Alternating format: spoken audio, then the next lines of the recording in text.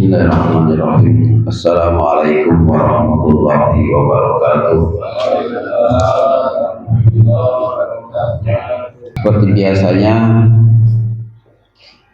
setiap hari Sabtu kita mencoba memahami makna-makna yang terkandung dalam hadis-hadis dari baginda Rasulullah Muhammad sallallahu alaihi wasallam. Kitab yang kita bacakan ini yaitu kitab Mukhtasar Syekh Ibnu Abi Jamrah, yaitu kumpulan atau ringkasan yang berisikan ringkasan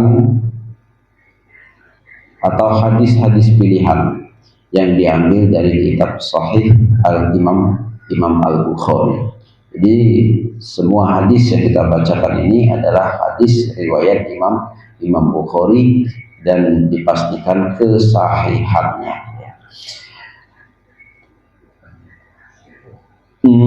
Pagi ini kita membahas tentang hadis yang ke-143. Bismillahirrahmanirrahim. An Abi Hurairah radhiyallahu anhu. Diriwayatkan dari sahabat Rasulullah Abu Hurairah radhiyallahu anhu. Abu Hurairah. Qala telah berkata Abu Hurairah. Qala Rasulullah sallallahu alaihi wasallam. Bahwasanya telah bersabda baginda Rasulullah sallallahu alaihi wasallam. Bunyi sabdanya begini. Umirtu saya diperintahkan. Saya Rasulullah Muhammad diperintahkan. Siapa yang perintah? Ya jelas Allah ya. An uqatilan nas, untuk memerangi manusia. Nanti penjelasannya. Untuk memerangi manusia. Hatta yaqulu, sehingga atau sampai mereka mengatakan, manusia itu mengatakan la ilaha illallah. La ilaha illallah. Faman qala la ilaha illallah, maka barang siapa yang sudah mengucapkan kalimat la ilaha illallah, faqad asoma minni nafsahu wa malah, maka sungguh dia telah menjaga dirinya dan hartanya dari saya, illa bihaqqihi, kecuali dengan hak-haknya harta atau jiwanya. Wa hisabuhu 'ala Allah, sedangkan hisab atau perhitungan harta Allah akan menjadi tanggung jawab Allah subhanahu wa ta'ala. Itu akan ada di hadapan Allah. Jadi hadirin yang dimuliakan Allah, hadis ini hadis yang sahih, riwayat Imam Bukhari, dan bahkan Imam Muslim pun juga meriwayatkan hadis ini, tetapi dalam redaksi yang berbeda. Dalam redaksi Imam Muslim dikatakan waman hatta yaqulu la ilaha illallah wa anna Muhammadar Rasulullah. Nah, itu redaksi Imam Muslim ya, redaksi Imam Muslim. Tapi kalau redaksinya Imam Bukhari cuman hatta yaqulu la ilaha illallah, baik, tanpa ada redaksi wa anna Muhammadan Rasulullah. Nah, hadis ini secara tekstual ini berisi perintah baginda Rasulullah SAW untuk memerangi manusia sampai dia mengucapkan kalimat tauhid. Ya. Tetapi manusia yang bagaimana di sini yang diperintahkan, inilah disebut dengan apa dalam kaidah usul fikih lafzul am wa urida bihi al khusus. Lafadznya bersifat umum, tetapi yang maksud yang dikehendaki itu adalah bersifat khusus. Manusia di sini bukan penggalau-galau wong ya. Disebutkan dalam tafsir hadis ini, fal muradu bin nas, yang dimaksud atau yang dimaksud dengan kalimat manusia di sini bukan kok manusia seluruhnya, tetapi al musyrikun, yaitu orang-orang yang musyrik. Orang-orang yang musyrik pun kembali lagi kepada hukum jenis-jenis kekufuran, jenis hukum-hukum orang kafir, yaitu ada namanya kafir zimmi, ada namanya kafir harbi. Kafir zimmi itu kafir orang yang non-Islam, non-Muslim, yang hidup berdampingan dengan damai dengan orang-orang Islam, yang menyatakan persahabatan, menyatakan pertemanan dengan wong sama-sama wong Islam.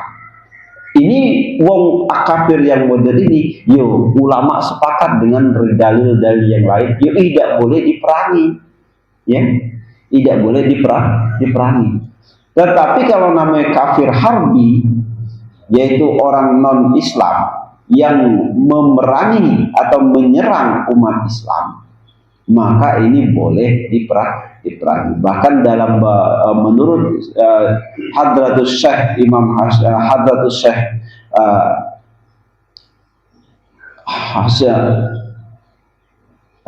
pendiri Hadratus Syekh Hasyim Asy'ari, ya, Hadratus Syekh Haji Hasyim Asy'ari menyatakan bahwa kalau musuh kafir harbi itu sudah masuk ke wilayah negeri kaum muslimin, maka hukumnya fardu ain.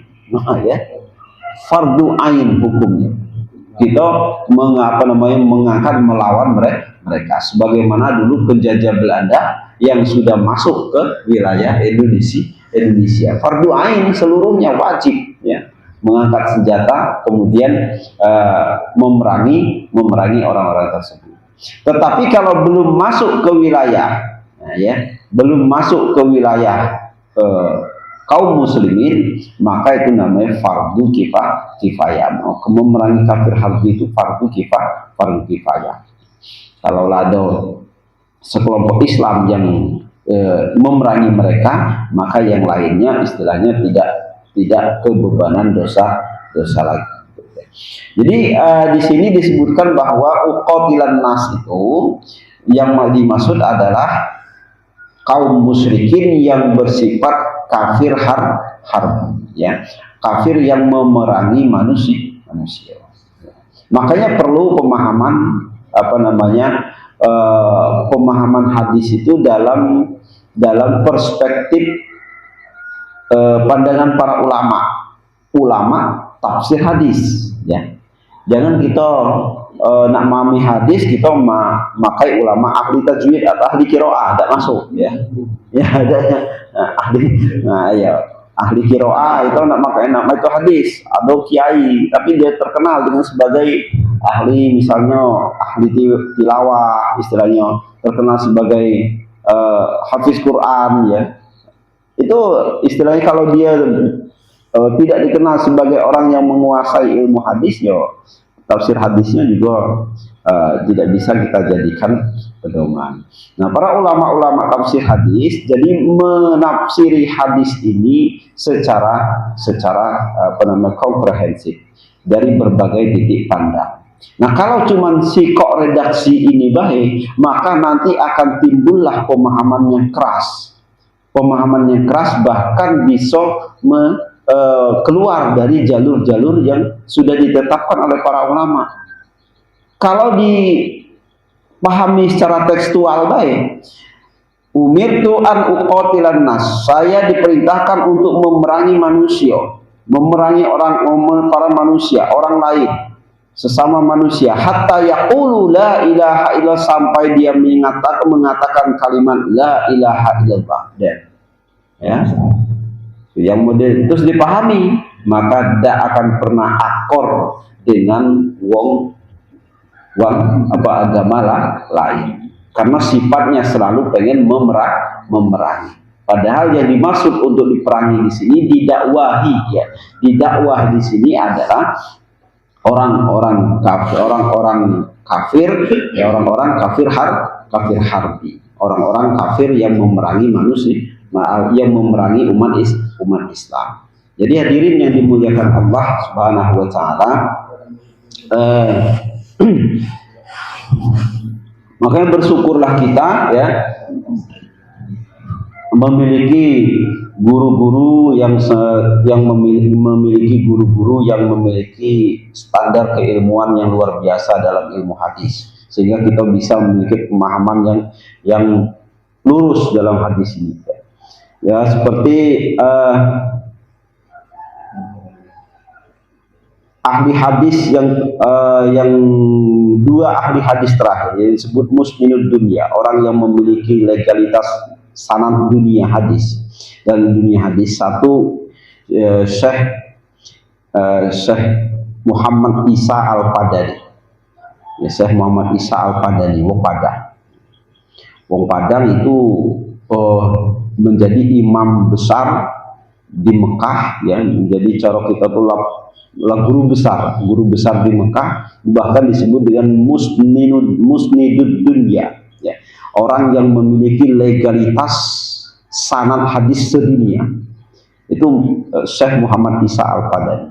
Syekh Muhammad Isa Al-Padani ini punya murid Syekhina wa murabbi ruhina, yaitu guru besar kita Maimun Zubah, Maimun Zubair. Nah, ya. Jadi ada silsilahnya gitu ya. Ya. Kemudian ada lagi musnidud dunya yang lain ya, yaitu disebut al-imamus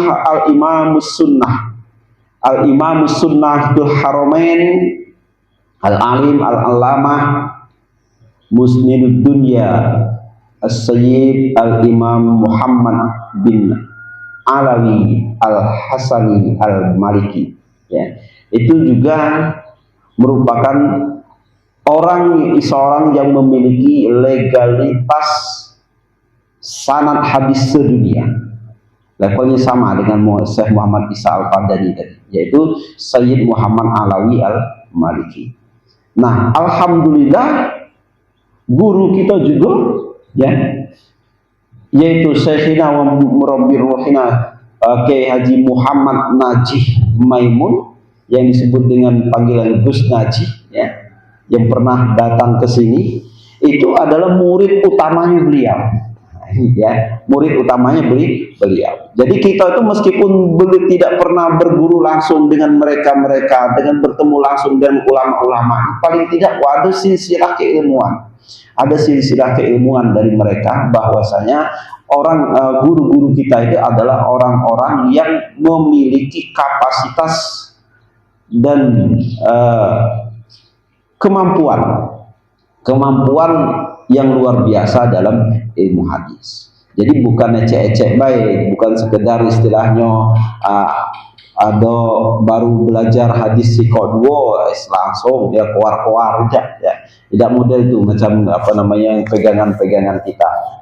Guru-guru kita semuanya terukur dalam memahami hadis. Makanya dalam hadis-hadis yang seperti ini juga dicarikan makna atau pemahaman yang sesuai dengan kaidah-kaidah ilmu usul hadis, usul fikih, kaidah tauhid dan lain-lain sebagainya.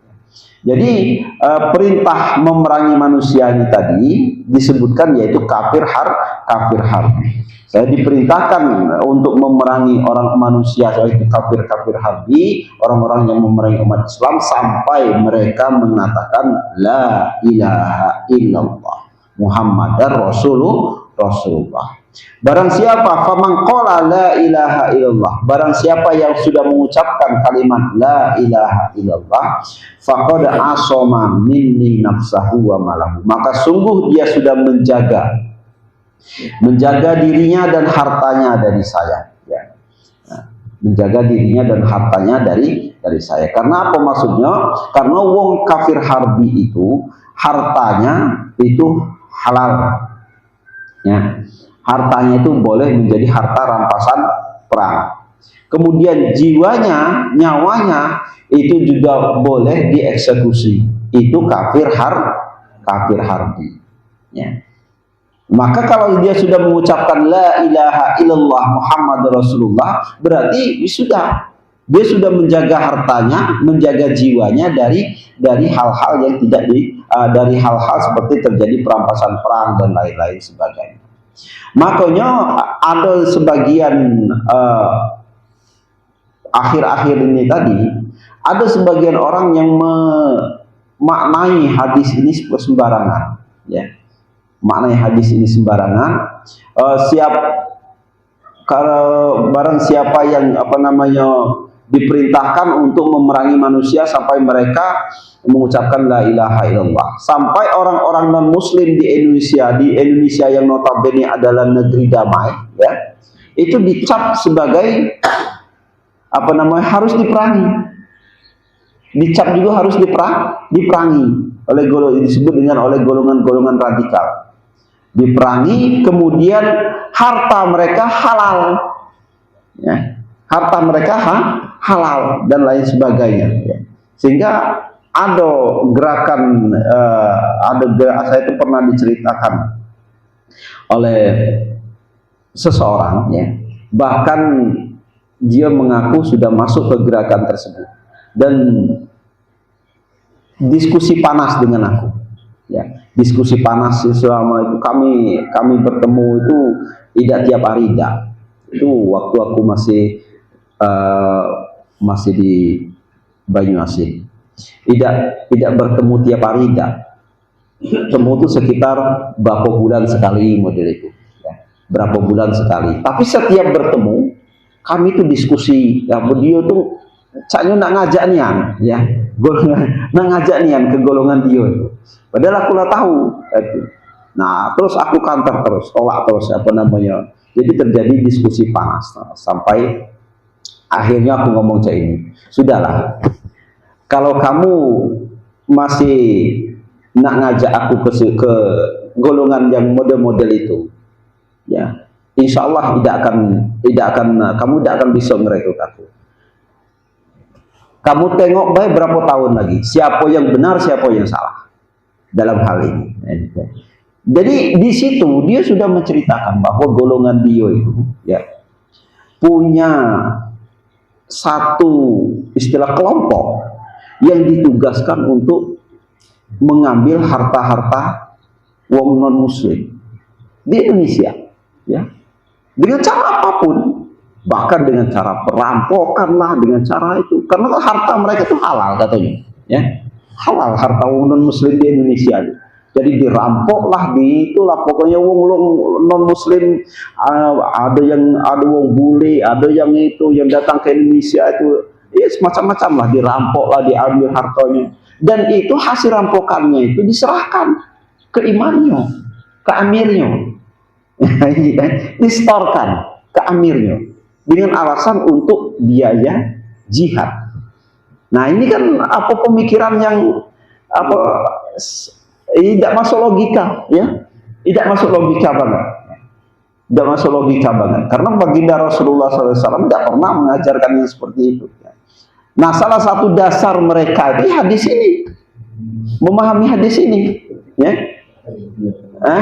makanya perlu pemahaman yang lurus itu seperti itu. Salah satu dasarnya dia ngambil hadis-hadis yang secara kasat mata kayaknya keras, tetapi terus dia pahami secara sembarangan, ya. Jadi barang siapa yang mengucapkan la ilaha illallah Muhammad Rasulullah, maka sungguh dia menjaga harta dan jiwanya. Berarti kalau belum mengucapkan la ilaha illallah Muhammad Rasulullah, berarti harta dan jiwanya belum dijamin keselamatan dan Islam. Itu pemahaman mereka, ya. Ini pemahaman mereka ini seperti itu, ya.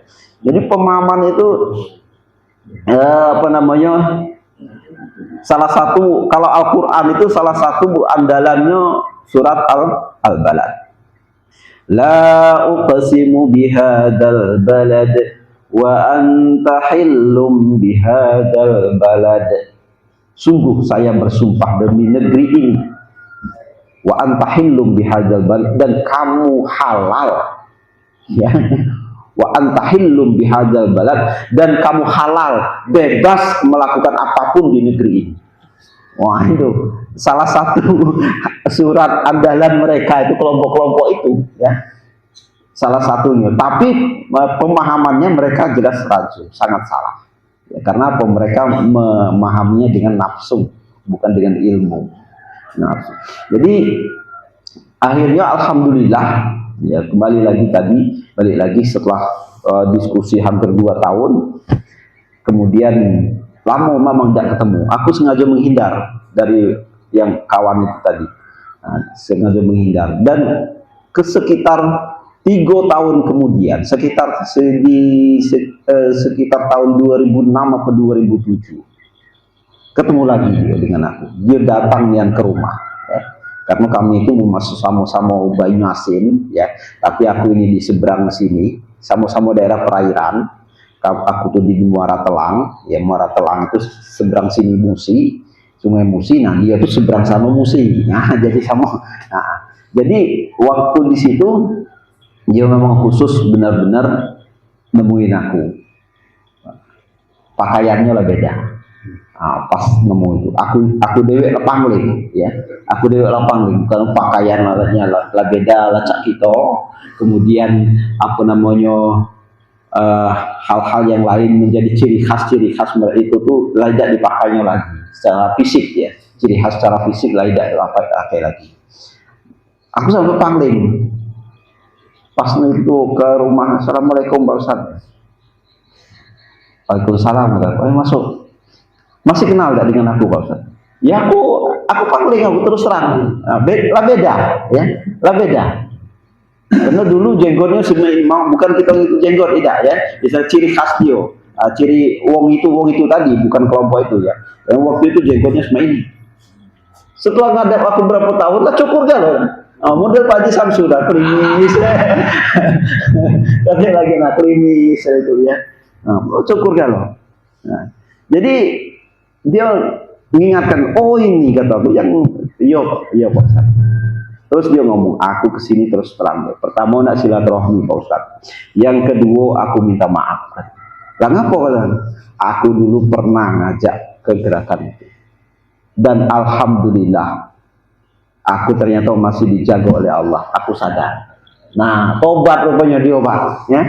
Aku sadar, ya, ternyata apa yang didiskusikan itu, ternyata apa yang menjadi panduan Ustaz itu, itulah yang benar. Nah, sadar dia ternyata. Untung baik dia tidak ketangkap. Kalau ketangkap masuk ke jaringan tahanan politik teroris itu dan selesai dia kan. Nah, dia sadar sebelum tertangkap oleh Densus. Nah, alhamdulillah, ya.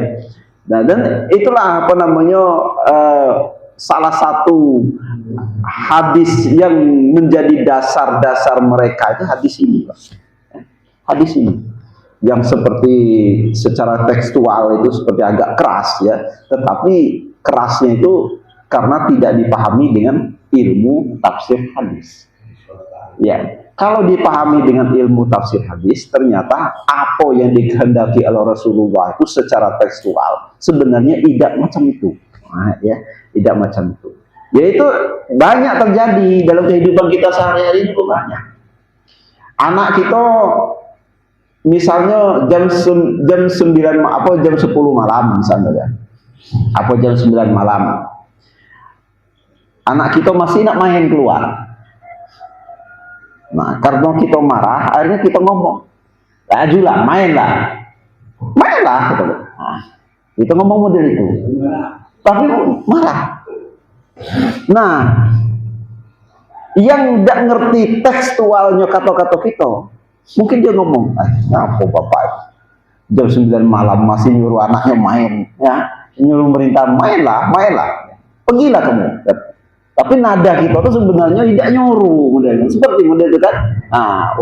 Nah, kadang wong yang tidak ngerti, yang tidak paham, memahami. Ada misalnya tetangga yang tidak ngerti apa namanya tekstur muka, apa nama kejadian, pas dengar be, Wah, katanya bapak itu jam 9 jam 10 malam suruh anaknya main malam-malam. Nah, karena apa? Kalimat yang digunakan kita itu adalah kalimat perintah. Ya, kalimat perintah, mainlah, lajulah, mainlah, mendak main. Nah itu ya. Tapi sebenarnya makna yang kita harapkan itu sebenarnya jangan main. Ya itu maksudnya kan, sering model tuh. Istilahnya apa namanya itu? Wong kita ndak nyuruh, tapi justru menggunakan kalimat itu apa namanya? Kalau dalam bahasa Jawa itu ngelulu, ya. Cara ngelulu itu ya, lantak-lantak, laju-laju lah. Nah itu nah cara itu ya. Nah, laju-laju lah. Ya. Nah itu banyak terjadi, ya. Banyak terjadi dalam kehidupan, dalam bahasa kita sehari-hari itu ya. Nah, itu banyak terjadi. Nah seperti itu perlu istilahnya perlu pemahaman, perlu apa namanya dalam bahasa Al-Quran itu tabayun, ya. Tabayun itu klarifikasi, benar nih apa tidak. Nah itu ya, sama seperti yang digunakan oleh baginda Rasulullah. Uqatilan nas, saya apa namanya diperintahkan untuk memerangi manusia. Nah manusia yang bagaimana yang diperangi ini maksudnya manusia yang kafir itu pemahaman yang pertama. Pemahaman yang kedua, uqatilun nas itu dimaknai oleh ulama tafsir hadis yaitu berdakwah. Nah ya, mendakwahkan Islam. Nah kalau berdakwah, karena qatilun nas itu apa namanya memerangi itu maksudnya mengerahkan segala kemampuan. Nah dalam hal mengerahkan segala kemampuan itu untuk mengajak orang masuk Islam, itulah yang disebut dengan dakwah, ya, dakwah. Nah ketika berdakwah, ya istilahnya ketika berdakwah maka sebenarnya berlakulah apa yang difirmankan oleh Allah Subhanahu wa taala. Ud'u ila sabili rabbika bil hikmati wal mau'izatil hasanati wajadilhum billati hiya ahsan. Maka kalau berdakwah, maka tiga metode ini harus diterapkan. Ud'u ila sabili rabbika bil hikmah. Yang pertama, ajaklah kepada Tuhanmu dengan cara apa? Dengan cara hikmah. Hikmah itu bijaksana. Bijaksana apa? Ya. Bijaksana itu tidak bijak sini, ya. Bijaksana itu berarti ngelemak ke orang lain. Ya itu, ya. Namanya bijaksana itu kan, ya, ambil kebiak kan. Bijaksana itu kita bisa melegakan hati kita dengan mengenakkan orang lain, meskipun sebenarnya tidak sesuai dengan aturan. Ya. Itu namanya bijaksana. Dia bisa memahami. Ya. Contoh misalnya, ada wong, misalnya ada pesta misalnya kan, pesta terus ada apa namanya pesta tersebut akhirnya ada misal tokoh agama kok datang ke situ, maka itu sikap yang bijaksana, ya. Karena apa? Oh, dia mungkin ya dengan pertimbangan lain. Ya. Kalau misalnya dia tidak datang, pesta itu tambah parah lagi. Nah, misalnya, nah, kalau misalnya ada datang dengan ada tokoh agama datang pesta itu, nah, wong agak ngerem dikit. Paling tidak misalnya ada tidak judi jadi urung. Ya, ayo karena ada Pak Ustaz misalnya di situ ada mabuk-mabukan laju urung ya paling nyanyi baik. Nah itu namanya bijaksana meskipun sebenarnya secara hukumnya ini ya secara hukumnya ya datang ke pesta yang urak-urakan model itu ya sebenarnya tidak boleh secara hukumnya hukum fikih, tapi secara hukum dakwah ya bisa dibenarkan. Nah itu namanya bijaksana itu seperti itu Pak, ya bijaksana itu seperti ud'u ila sabili rabbika bil hikmah. Kemudian wal mau'izatil hasanah. Mau'izatil hasanah itu dengan tutur kata yang baik. Ya. Kadang itu hadirin yang dimuliakan Allah dengan metode yang betul, mengajak itu dengan cara yang betul. Kadang kayak gini, Wong itu mengajak pada kebaikan, tapi kalau caronyo tidak baik, maka jadi salah. Ya. Mengajak kepada kebenaran, tapi caronyo tidak benar, maka hukumnya jadi salah. Nah, ada tetangga belum galak sholat, misalnya. Ada kawan belum galak sholat, misal kawan, tetangga, keluarga, belum galak sembahyang. Kita ngajak sembahyang, kita ngajak sembahyang dengan dia sambil marah-marah bawa parah. Nah, kira-kira ya. Jadi masalah ada tuh, Pak. Padahal niat kita bagus, ngajak dia sembahyang. Ya? Iya. ngajak sholat, ngajak ibadah, niat kita bagus, tapi caronyo, ya, caronyo ini, makanya dengan mau mau'izatil hasanah itu maksudnya dengan cara yang bagus, ya, cara yang benar. Nah, kalau dalam tekstualnya mau mau'izatul hasanah itu tutur kata yang bagus, tutur kata yang bagus, nasihat-nasihat yang bagus, tapi dalam dikembangkan lagi ya juga dengan cara yang benar dan lain sebagainya. Ya. Jadi mengajak sesuatu kepada yang benar harus dilakukan dengan cara yang benar, maka insya Allah akan mendapatkan hasil yang benar. Ya. Tapi kalau misalnya salah satu dari dua ini tujuannya salah, caranya benar, ya tetap salah. Itu ya. Tujuannya benar, caranya salah, ya jadi salah. Jadi tujuan benar, cara benar, maka insya Allah akan menjadi benar. Nah, itu namanya mau'izatul hasanah. Kemudian wajadilhum billati hiya ahsan, dan kalau perlu debat, berbantah-bantahan, wajadilhum billati hiya ahsan, maka debatlah, diskusilah secara ilmiah dengan metode terbaik. Dengan metode terbaik, dengan cara yang terbaik. Nah, apa namanya? Kalau alhamdulillah, ya, kalau masalah diskusi, pengalaman kami pribadi dengan orang-orang yang beda pemahaman itu sudah sering. Dan apa namanya, alhamdulillah kita tetap pada pemahaman kita, ya. Tetap pada pemahaman kita. Karena apa? Kita punya dasar istilah pegangan-pegangan yang kuat dari guru-guru kita tentang hal-hal yang seperti itu. Khususnya dalam masalah dakwah, misalnya dalam masalah dakwah dan lain sebagainya. Ketika berdebat, biasa, Pak. Ya. Bahkan Imam Syafi'i itu ngomong. Saya kalau berdebat dengan 1000 orang alim, 1000 orang yang pandai, paham masalah agama, saya menang. Ujar Imam Syafi'i. Ya. Ini kata Imam Syafi'i. Saya itu kalau berdebat dengan 1000 orang ulama, orang alim, orang pandai yang ngerti agama, aku pasti menang. Bukan sombongnya, bukan masalah sombongnya Imam Syafi'i.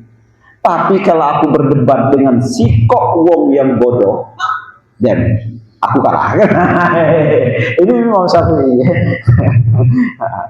Karena kalau wong yang tidak paham itu dia debatnya debat kusir. Nah, debat kusir kemudian ngomong keluar kata pamungkas.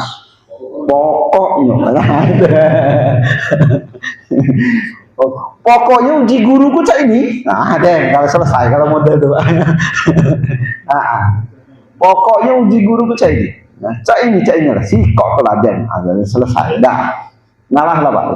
Jangan diterus-teruskan kalau debat sudah model itu. Ya. Nah, ngalah deh istilahnya. Jadi hadirin yang dimuliakan Allah Subhanahu wa taala, itu tadi wajadilhum billati hiya ahsan, debatlah dengan cara yang terbaik, maka insya Allah ya akan mendapatkan hal-hal yang baik dan terbaik di hadapan Allah Subhanahu wa taala. Jadi hadirin yang dimuliakan Allah, walhasil dari kesimpulan hadis ini bahwasanya ada dua pengertian, yaitu memerangi orang yang kafir yang memerangi umat Islam, atau dengan pengertian makna berdakwah kepada orang lain. Nah, jadi kalau mau berdakwah pada orang lain, maka ini pakai ada ilmu ilmu dakwah. Jadi hadirin yang dimuliakan Allah Subhanahu wa taala ya, karena ilmu dakwah itu kadang memang beda, Pak. Ya. Ilmu dakwah dengan ilmu fikih itu kadang-kadang tidak sejalan. Ya. Ya.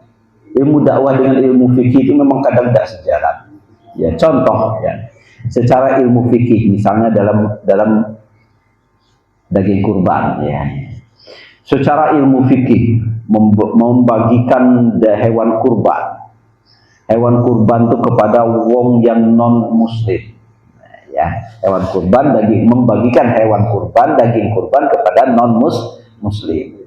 Nah, secara fikih ya, sebagian besar ulama ngomong tidak boleh. Secara fikih tidak boleh ya. Tapi kalau secara dakwah ya, secara dakwah ya boleh sah-sah baik. Iya.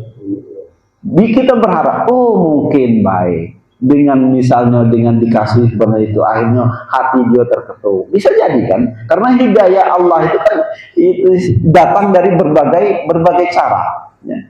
Tidak mesti dengan setumpuk emas dan segepok uang terus dia datang, tidak mesti. Kadang itu hanya dengan sikap baik seperti pisang goreng 2 ikok hati terketuk. Nah itu ya. Jadi bukan kok masalah misalnya masalah daging kurban, bukan, tapi masalah perhatiannya. Nah ini yang jadi kadang itu bisa jadi dia akhirnya lebih mengenal, lebih lembut, bahkan bisa menjadi condong kepada agama Islam. Ya. Banyak yang seperti itu ya. Indonesia banyak yang seperti itu ya. Jadi antara fikih dengan dakwah itu kadang-kadang sering tidak selinier ya, tidak linear, tidak sejalan. Tapi selagi masih dalam koridor syariat tidak masalah, seperti itu. Jadi contoh kecilnya seperti itu, Pak ya. Jadi hadirin yang dimuliakan Allah, mungkin itu saja yang bisa disampaikan. Lebih dan kurang mohon dimaafkan, kepada Allah mohon diampunkan. Wallahu muwaffiq ila aqwamit thoriq. Wassalamualaikum warahmatullahi wabarakatuh.